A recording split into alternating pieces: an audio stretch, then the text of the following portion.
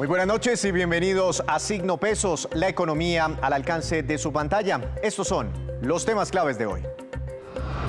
De nuevo se disparó el desempleo. En enero, la desocupación alcanzó un nivel especialmente elevado del 17,3%. Las mujeres, de nuevo, fueron las más golpeadas. Analizaremos el panorama del mercado laboral con una experta del BBVA Research. Reportados y sin acceso al crédito. Así están miles de colombianos que por sus dificultades no consiguen un nuevo préstamo bancario. Hoy analizaremos este cuadro preocupante con un directivo de Excel Credit, una fintech que se ha convertido en la salvación para muchos de ellos. Todo por una botella de ron. Más de 150 millones de pesos fue el costo de una botella de ese licor subastada en las últimas horas. Juan Fernández nos cuenta detalles muy interesantes sobre por qué Colombia tiene mucho que ver con esta apreciada y muy costosa botella. Y comenzamos esta emisión hablando del preocupante panorama del desempleo en Colombia. El DANE reveló hoy que la desocupación volvió a subir en el primer mes de este año, en enero, a un nivel que no se había registrado antes para este mes. Es decir, la cifra de enero de este año es histórica. Para analizar esta situación, saludo a la doctora María Claudia Llanes, economista senior del BBVA Research. Doctora Llanes, bienvenida a Signo Pesos, ¿cómo ha estado? Muchas gracias, Víctor, muy bien. Pasar de un desempleo cercano al 13% en enero del año pasado al 17,3%, ¿eso qué significa y por qué vuelve a dispararse el desempleo? Bueno, Víctor, pues lo que pasa es que pasamos por una pandemia y por una serie de políticas para contener el contagio y pues eso hizo que la tasa de desempleo se empezara a disparar desde el año pasado.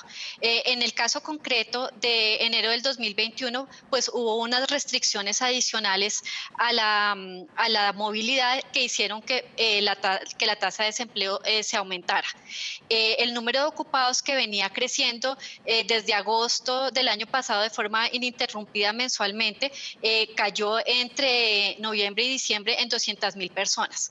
Esto pues se explicó por esa serie de restricciones que se dieron en enero, pero una cosa que se debe recalcar es que pues nosotros consideramos que en la medida en que hubo una flexibilización en las medidas restrictivas, pues el empleo también va a empezar a dinamizarse y todas las variables laborales van a empezar a comportarse mejor desde el próximo mes. Cuando uno mira con detenimiento estas cifras, ve que desde junio, julio del año pasado, agosto, pues el desempleo empezó a mejorar, empezó a caer después de las históricas cifras observadas en abril, en mayo del año pasado.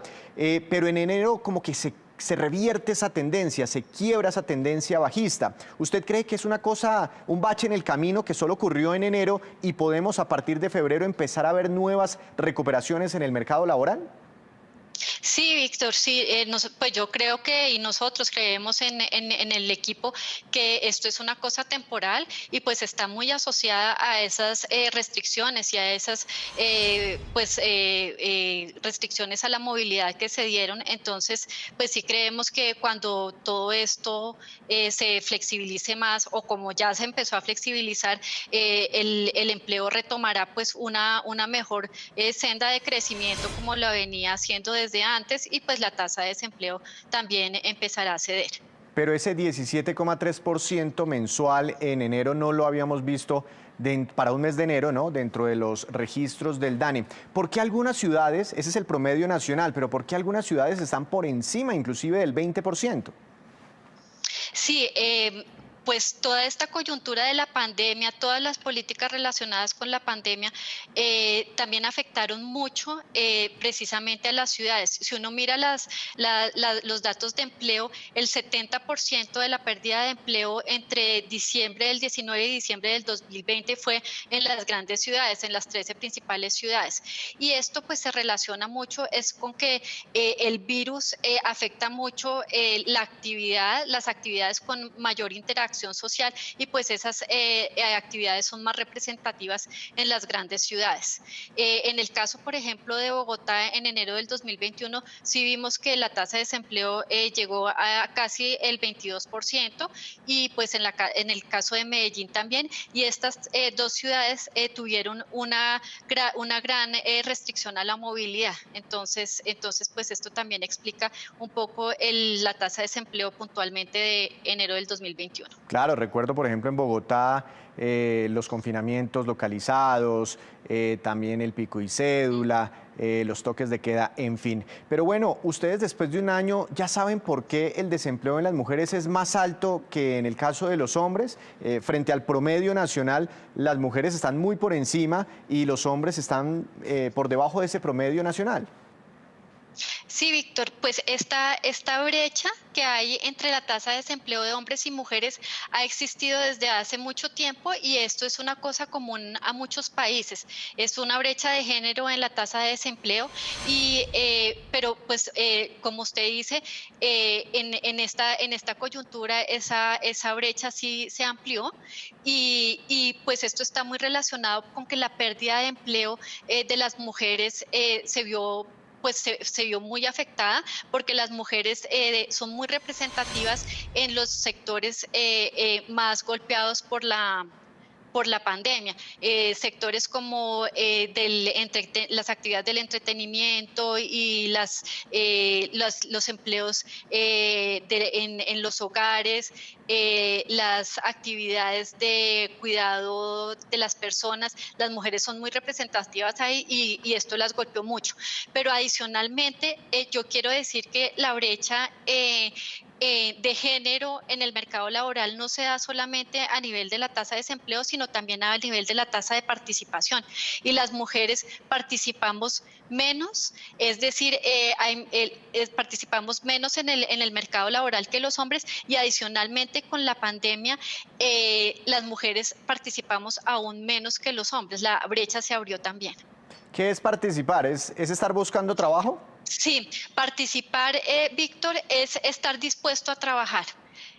¿Y por qué no están dispuestas? Esa es la gran cosa. Del 1.100.000 de personas que dejaron de estar dispuestas a trabajar con esta pandemia, el 65% son mujeres dedicadas a labores del hogar.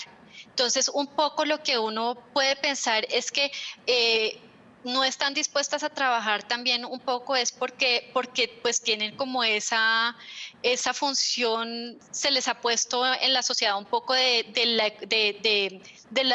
hogar y de la economía del cuidado y esas cosas. Entonces, por eso es que también la pandemia ha hecho que las mujeres que la brecha de tasa de participación entre hombres y mujeres. Pero entonces la cifra es mucho más dramática, con una menor participación, una mayor tasa de desempleo.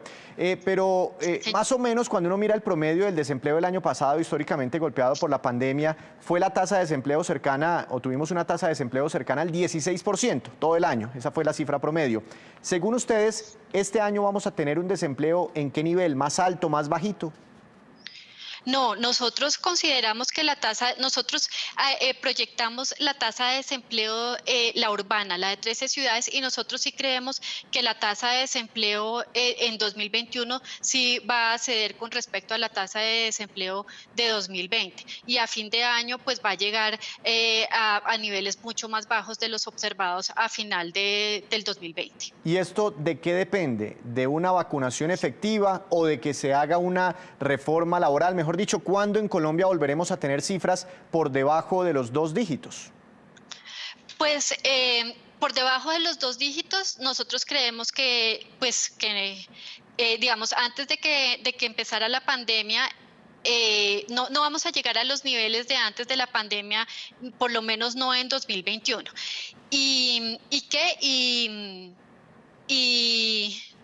Ay, se me olvidó lo primero que me dijo.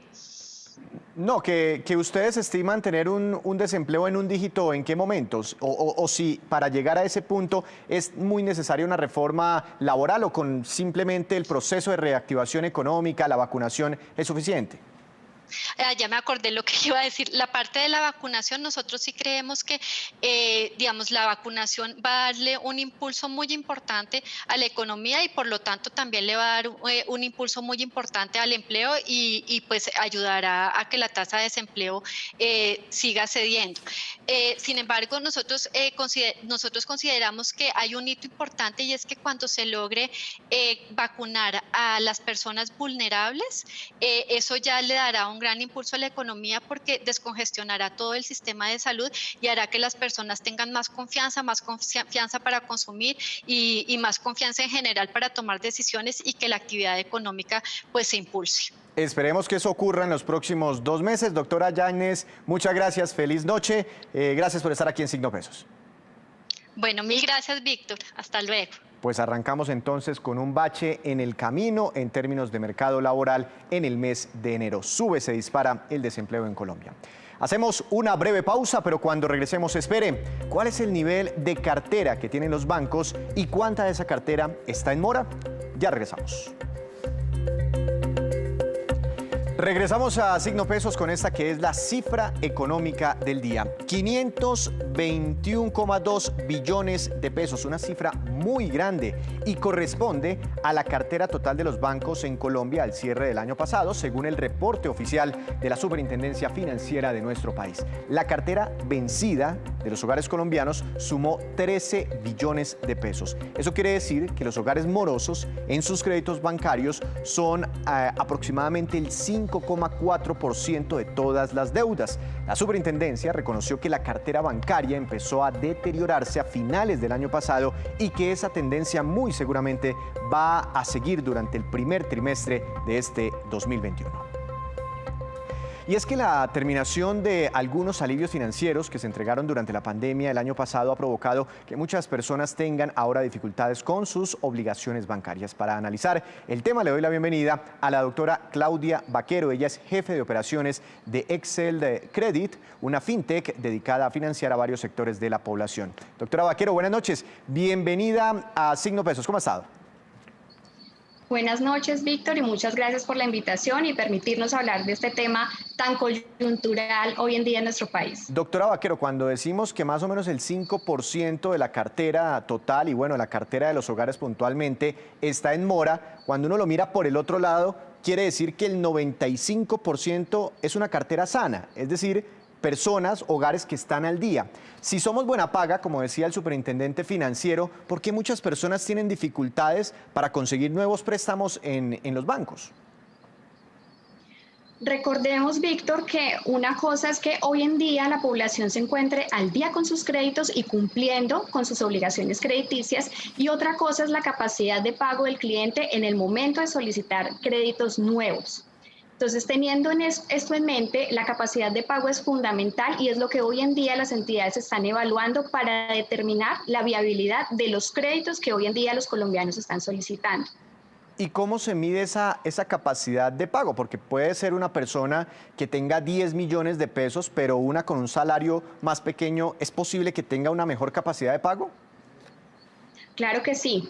Realmente la capacidad de pago, o habitualmente en educación financiera lo que siempre nos enseñan es, si yo tengo unos niveles de ingresos y unos niveles de egresos, tomamos esos ingresos y los dividimos sobre nuestros ingresos, y este porcentaje que nos da es lo que nosotros determinamos como una capacidad de pago. Cada entidad tiene la manera a nivel interno de calcularlo, pero ese es, digamos, un concepto general. Si ese porcentaje está entre el 30 y el 40%, es muy probable que las personas puedan acceder a solicitar un crédito y no importa realmente cuál es el ingreso que hoy tienen salarial, sino el nivel de esa proporción que se está calculando. Muy interesante esa fórmula. ¿El fiador hoy en día qué tanto pesa o pesa más esa capacidad de pago a la hora de encontrar un préstamo? Pues realmente la política de crédito varía en cada una de las entidades, ¿no? Por ejemplo, te puedo hablar del caso de Excel Credit. Nosotros tenemos la posibilidad al tratar de créditos de libranza de realizar las solicitudes y los otorgamientos sin necesidad de contar de un fiador o un codeudor. Ah, claro, hay casos y hay muchos créditos donde no se necesita el fiador. ¿Ustedes tienen algún reporte de si ha habido un crecimiento importante o no de colombianos reportados ante las centrales de riesgo en medio de la pandemia? Víctor, recordemos que durante el 2020 muchas entidades financieras ofrecieron alivios financieros a sus deudores y parte de esos alivios finalizan justamente durante este año. ¿Eso qué significa? Que en general se prevé que el nivel de morosidad, por supuesto, se incremente y que esto conlleve a que tengamos más personas reportadas en las centrales crediticias. Entiendo. Bueno, ahora sí quisiera saber qué papel, qué función prestan ustedes, porque tengo entendido que inclusive otorgan créditos, préstamos a personas morosas, inclusive reportadas. Es correcto, Víctor. Nosotros como FinTech tenemos la capacidad de unir lo mejor de la tecnología y el sector financiero para poder ofrecer una segunda oportunidad a esas personas que hoy en día se encuentran reportadas en centrales de riesgo.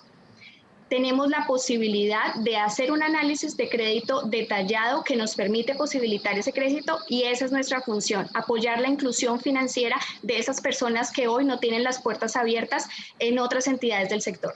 Pero es alguien que alguna vez haya estado reportado, que tenga como ese manchón en la hoja de vida crediticia o alguien que inclusive esté reportado en ese momento. Se manejan los dos casos, Víctor. Tenemos casos incluso de personas que tienen procesos judiciales en curso e incluso tenemos casos de personas que han tenido o tienen en este momento embargos.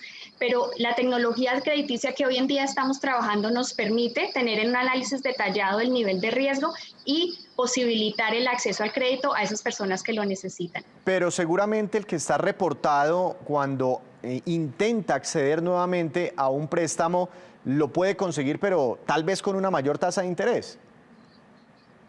Es correcto, porque la tasa de interés varía dependiendo del nivel de riesgos que represente esa persona para cada entidad en su proceso de evaluación.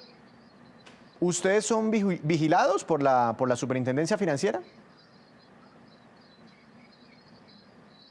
Se cortó, no te escuché. ¿Ustedes son vigilados por la Superintendencia Financiera? Víctor, nosotros actualmente somos vigilados por la Superintendencia de Industria y Comercio. Entiendo. ¿Y entregan préstamos a partir de qué momento? O digamos, ¿qué cantidades? En este momento nosotros estamos en la capacidad de otorgar créditos de 2 millones de pesos a 80 millones de pesos. No obstante, nuestro crédito promedio realmente son 14 millones de pesos y tenemos la posibilidad de hoy en día de atender personas a nivel regional prácticamente en todo el país gracias al modelo comercial que hoy trabajamos que nos permite tener clientes desde Mocoa hasta Riohacha. ¿Qué tanto acuden las personas reportadas? ¿Qué tanto buscan un nuevo préstamo? Es muy común. De hecho, una de las funciones que nosotros o de los datos que logramos identificar dentro de nuestros sondeos es que el 45% de las personas que solicitan hoy crédito con Excel Credit lo hacen para saneamiento de deudas. Y usualmente se hace a través de compras de cartera, es decir, son personas que hoy en día tienen créditos y que están interesados en hacer la unificación de esas deudas para lograr mejores condiciones en términos de plazos, intereses y por supuesto que eso se vea reflejado en el flujo de caja.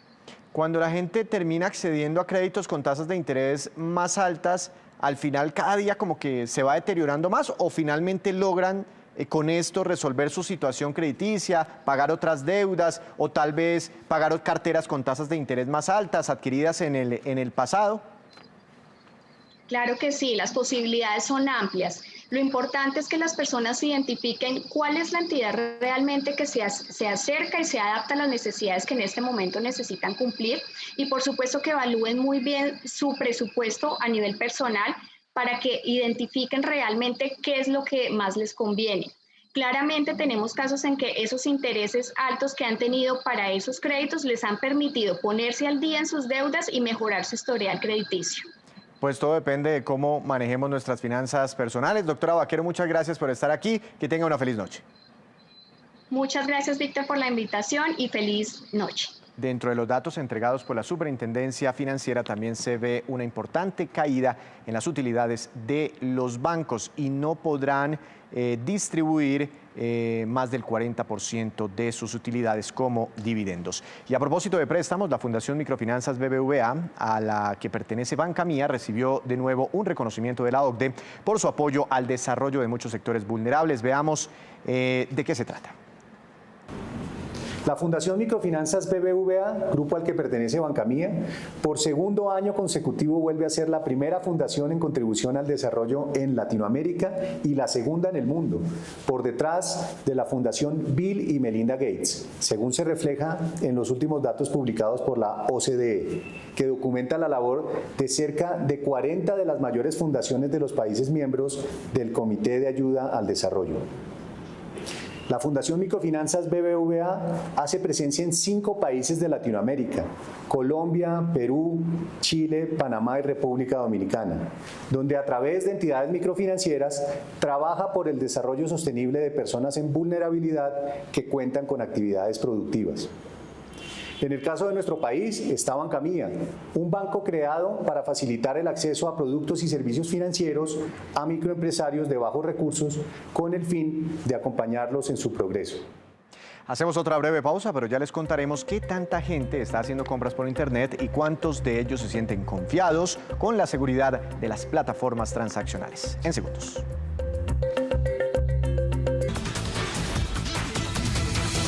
Momento de saludar a Juan Fernández. Juan, buenas noches. ¿Cuál es la movida empresarial para cerrar esta semana? Bienvenido.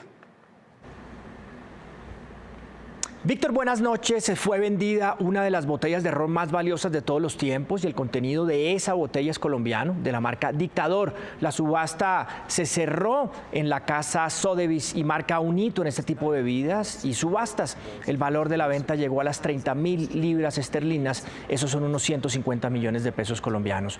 La unidad de la subasta incluyó lo que se llama una botella de prueba, que es hecha a mano y grabada con el número 0 de 300 y que componen ese lote Dictador con el valor adicional, eso sí, y también esto le suma varios miles de libras esterlinas, que el contenido está envasado en una botella de la marca Lalique, que es esta casa francesa que produce a mano algunos de los cristales finos más famosos del mundo y que fue fundada en 1888. Fue el director creativo de la compañía quien diseñó la botella inspirada en el Mar Caribe y es la primera vez que el fabricante de cristal crea un decantador para una marca de ron de alta gama.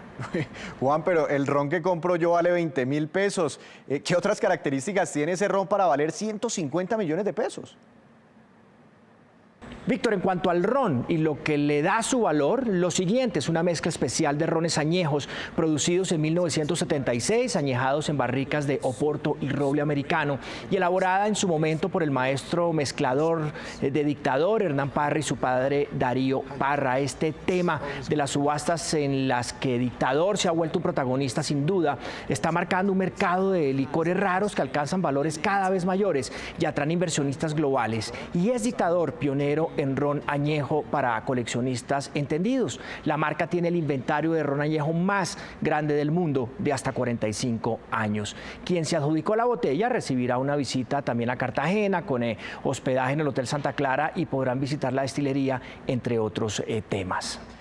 Pero eso viene empaquetado con muchas otras cosas. Juan, recuérdenos un poco más sobre la historia de Dictador. Sí, Dictador, que se distribuye en más de 80 países, tiene una historia interesante. La destilería Colombia, como se llamaba, fue fundada en 1913 por el abuelo de Hernán Parra, don Julio Arango y Parra, y fue uno de los primeros lugares donde se elaboró ron en el Caribe. Hernán Parra buscó hace años socios extranjeros para rescatar la compañía y su marca. Yendo a ferias y concursos internacionales, el ron logró reconocimiento para centrarse en mercados externos y ha realizado alianzas con destilerías en diferentes países hasta tener un ron bastante superior. Y esta, pues es Víctor, la movida de hoy sobre rones y el colombiano Ron Dictador y este precio de subasta que lo hace una de las botellas más valiosas de la bebida en el mundo. Pues muy interesante, Juan, como siempre. Feliz fin de semana. Lo esperamos el próximo lunes con más movidas empresariales. Y ahora vamos con estos, que son los indicadores económicos que usted siempre debe conocer antes de irse a dormir. El dólar superó los 3.600 pesos nuevamente, tasa representativa para mañana y hasta el lunes. 3.624 pesos con 39 centavos. Subió más de 36 pesos hoy. El petróleo de referencia Brent para Colombia cayó 1,12%. Se ubicó en $66 con 13 centavos por barril. El precio interno del café colombiano también cayó, quedó en promedio a 1.218.000 pesos por carga. Para el fin de semana, el índice Colcap de la Bolsa de Valores de Colombia subió, jornada positiva, 1,77%. La acción más valorizada fue la de Productos Familia, con una ganancia de 15,38%. La acción que más cayó fue la de la compañía de financiamiento Credifamilia. Esta tuvo un retroceso de 6,68%. Y entre el tintero teníamos contarles sobre las dificultades que enfrentan cientos de familias paneleras de la olla del río Suárez, especialmente en Boyacá y en el departamento de Santander. Los precios del producto se han bajado en un 50% en tan solo unos días. Lo extraño de todo esto es que la causa de esa desplomada en los precios todavía no es clara. Tenemos una situación preocupante, particularmente en la olla del río Suárez. Los precios han caído de una manera contundente en solo 2 mercados, perjudicando las economías de todos nuestros paneleros en esta región. Comprendemos que nuestro producto se mueve en el marco de la oferta y la demanda, pero esta situación no obedece a esta ley de oferta-demanda. Hay algo más allí e invitamos a las autoridades competentes a que hagan la investigación y el estudio pertinente para mirar qué está pasando con los precios de la panela en la olla del río Suárez. Continuamos trabajando con el Gobierno Nacional, con el Ministerio de Agricultura, con la Secretaría de Agricultura de Boyacá, con la Secretaría de Agricultura de Santander, para seguir fortaleciendo estas estrategias de mercados, pero necesitamos que las autoridades competentes también tomen las medidas necesarias para que esta situación no perjudique las economías de todos los paneleros de la olla del río Suárez.